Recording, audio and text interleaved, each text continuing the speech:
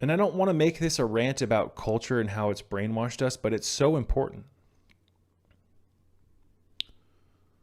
But there's an infinite array. There's an infinite degree of ways in which culture, ladies and gentlemen, has assisted us in throwing us off our path in life. And it largely is due to how all of the distractions and things that we're exposed to at a young age seek to, and they don't just seek to, they actually do inspire our assemblage point to come out of its normal position and move into a new position and then lock into its new position. So when we're born, our assemblage point is in a very fixed location, a location, primarily where it should be. Assemblage point is part of our energetic field that dictates how we view the world, how much of the electromagnetic spectrum we can understand and, see and interact with. It has a lot to do with enlightenment, Kundalini. It's the key to mind control, the assemblage point. We're born with the assemblage point in a very fixed location. And from the minute you come out of the womb, it starts gradually shifting and moving into a new position or breaking free from its normal position, because you go from peace to pure hell. You go from being in mama's womb, which is the safest place in the world, at least it should be. And the moment you come out, you're exposed to the ultraviolet light or the fluorescent lights. You go from being in a dark room or a dark womb for 9 months, and all of a sudden you come out of mama's womb and you're exposed to all of the bright lights that are on in the birth room.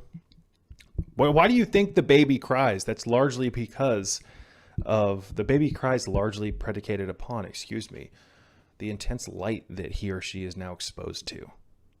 That's why the baby cries. There's a lot of trauma. Shortly thereafter, there's circumcision for the male, at least not everyone, but many people. And then there's a series of injections, vaccinations shortly thereafter, ladies and gentlemen. And, wow. If this doesn't make you upset, if this doesn't aggravate you to your core, then, you have to ask yourself if you're even human at this point. And with all of the injections, all the transhumanism, all of the AI interfacing and all the subconscious scrubbing, the repositioning of your assemblage point and the development of your huge narcissistic ego complex, I'm not even sure if you are human. I don't even know if you can, get upset anymore, because that might, there's this, we'll talk about that in a minute, excuse me. And I'm not pointing fingers at my patrons. I'm just speaking figuratively.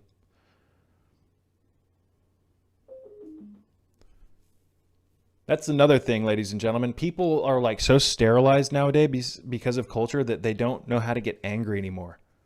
They'd rather try to just ignore things and go through life as if everything's okay than to get genuinely upset at things that deserve to be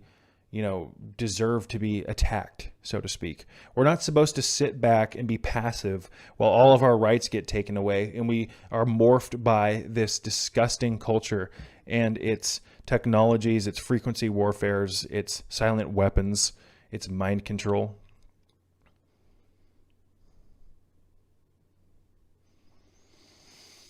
But the average male males especially have been turned into something completely different than what we were designed to be.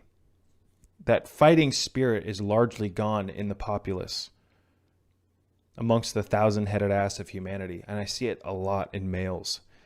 Women have their own mind control going on as well, and it's horrible as also. But maybe just as a male, I notice it in other males, because again, I am a male.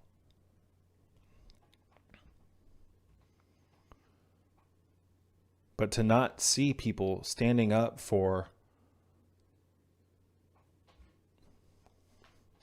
the millions of aborted babies, to not see people standing up for freedom of speech, to see people just going along with it's just insane. And again, I don't want to make this a bitch fest about culture, ladies and gentlemen, but I'm going to wrap things up by saying that it is your enemy. And you need to question everything that you go along with when it comes to culture. Culture has a tendency of pushing things onto us, and then we go along with it. We kind of just float in accordance to the current of culture. But it's hard to break free from culture. I'm not going to lie. It's hard to not go down the river of culture and just go along with what's popular, because if you don't, you become a black sheep, you become a rebel, you become kind of a Luciferian figure of sorts, because you're becoming kind of an adversary. I don't mean that literally. I mean it metaphorically. And in a world of complacency, it can be frightening.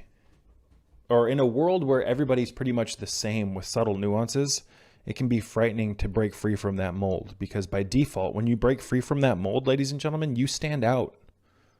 You agitate a response in the sheep when you break free from the mold. And that's predicated upon a handful of reasons. You don't match their energetic template anymore. And when you don't match someone's energetic template anymore, when you communicate with them, when you're around them, the energetic fields just don't align anymore, and it creates a resistance. That's purely why so many empaths have issues communicating with typical people. It's because the energetic fields no longer align. And what creates shifts and differences in the oscillations and coalescing of your energetic field, ladies and gentlemen? The movement or stimulation of your assemblage point. Even subtle stimulation of the assemblage point, and even subtle movements, subtle stimulation can create drastically different energetic field oscillations. It can radically change your life, for good or for bad, depending on the type of person you are.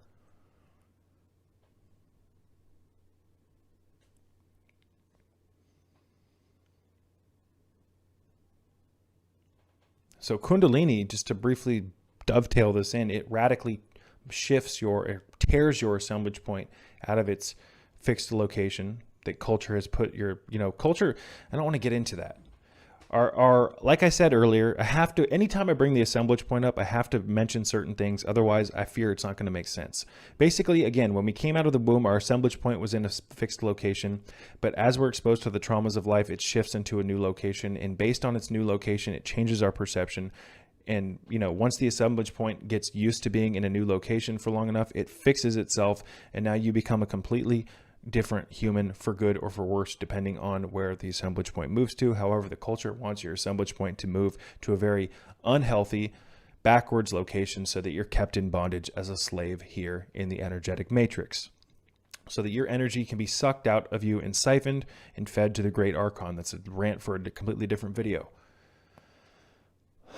But ladies and gentlemen, when Kundalini awakens in the coccygeal church in the coccyx and the pelvic floor and rises up the spine, it consecutively, as the Kundalini breaks through the blockages in all of the ganglion points and rises up the spinal shaft, the Sushumna, it radically, as the energy moves up the cerebral spinal system, repositions the assemblage point. You experience enlightenment through Kundalini. I was allowed to experience very fleeting moments of this. My body couldn't handle the electrical wattage, the massive amount of wattage that Kundalini was putting on my body, all the stress. And it fell back down into my coccyx, but I was left with what I had experienced. I received a huge download of information, and I was left with a radically stimulated and shifted assemblage point. My assemblage point drastically was thrown into a new position and then fell back towards where its old location after the Kundalini resided, back down in the coccyx. I hope that makes sense. But due to the fact that the assemblage point was shifted and moved, it has completely changed my life drastically, even though the assemblage point has moved back down towards where it was before the Kundalini awoken. So you can move the assemblage point and then have it go back to its old position.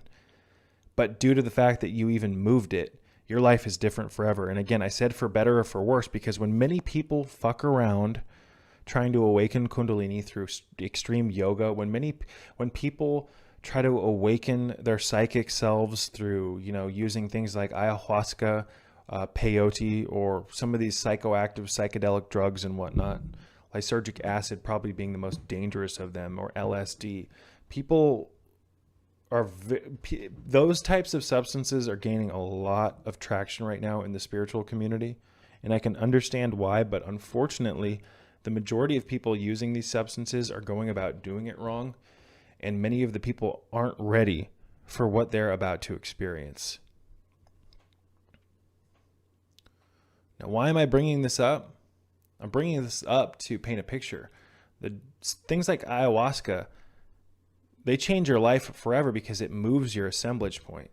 Your energetic field goes from being in one particular oscillation your whole life in the matrix, and then you experience the tryptamines, the dimethyltryptamine flowing through your system, the orally active DMT through ayahuasca, and you're taken into these new dimensions, these new realms, and your energetic field reacts to that and aligns with the new energies, and now your energy field is on a completely different level. And even when that drug wears off, your energetic field has been permanently, not permanently, but there is a completely, it doesn't operate the same way that it used to. And you're left, ladies and gentlemen, now being subtly stimulated by the new oscillations of the energetic field. I hope that makes sense. And that's why I said for better or for worse, because if you are not ready to grow, if you are not ready to experience something like Kundalini, if you are not ready to experience some type of psychedelic vision or whatnot, if you don't have the spiritual maturity, etc., it can throw you into these positions, and then you come back to your normal life after it wears off, and you're never the same anymore.